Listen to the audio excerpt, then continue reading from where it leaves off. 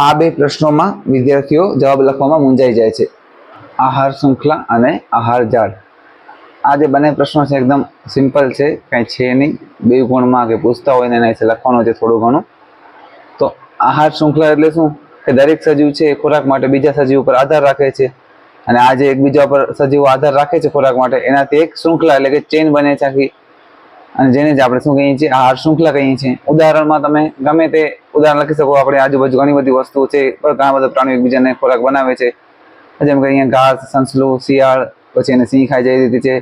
ને તો ઘાસને તીડ ખાય, એને દેડકો ખાય, એને સાપ ખાય, એને પક્ષી ખાઈ જાય, એને પછી વાઘ કે સિંહ ખાઈ જાય. તો એ રીતે બને છે. તો ઘણા બધા 3-4 ઉદાહરણ તમે લખી શકો. એક માર્ક્સ આનું હોય ને એક માર્ક્સ તમે ઉદાહરણ લખો એનો હોય તો 2 ગુણ થઈ જતો હોય છે. અને આહાર જાળ, તો આહાર જાળમાં આપણે શું કરવાનું કે આહાર શૃંખલાઓ છે એ લંબાઈમાં અને જટિલતામાં અલગ અલગ હોય છે. લાંબી હોય છે ઘણીને, અને અલગ અલગ પ્રાણીઓમાં મિક્સ થતા હોય છે.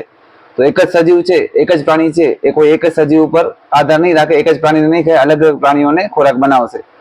અને એનાથી શું થાય છે, સિંધી આહાર શૃંખલાના સ્થાને આપણને અલગ અલગ શાખાઓ મળે છે, અને જાળી જેવી રચના બને છે, જાળી રૂપ રચના બને છે, જેને આપણે શું કહીએ છીએ, આહાર જાળ.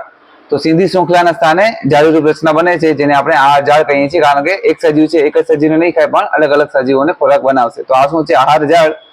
આટલું લખી અને તમારે નીચે અલગ અલગ ઉદાહરણ લખી અને બધાને એકબીજામાં કનેક્ટ કરી નાખવાના. જેમ કે અહીંયા જો લીલને જીવજંતુ ખાધું, જીવજંતુને માછલીઓ ખાધું, માછલીને પક્ષીએ ખાધું. અહીંયા ઘાસને તીડે ખાધું, તીડને દેડકાએ ખાધું, તીડને સીધા પક્ષીઓ પણ ખાઈ જાય. એ રીતે અહીંયા વનસ્પતિને બકરીએ ખાધું, વનસ્પતિને ગાયે ખાધું, અને ગાયને છે સિંહ પણ ખાઈ જાય, બકરીને પછી તો સિંહ ખાઈ જાય, આ સંસલાને પછી તો સિંહ ખાઈ જાય છે.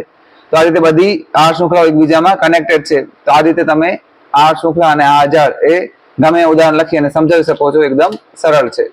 ગણિત અને વિજ્ઞાનમાં પ્રશ્નોની સરળ સમજૂતી માટે તમે અમારા પેજને ફોલો કરજો.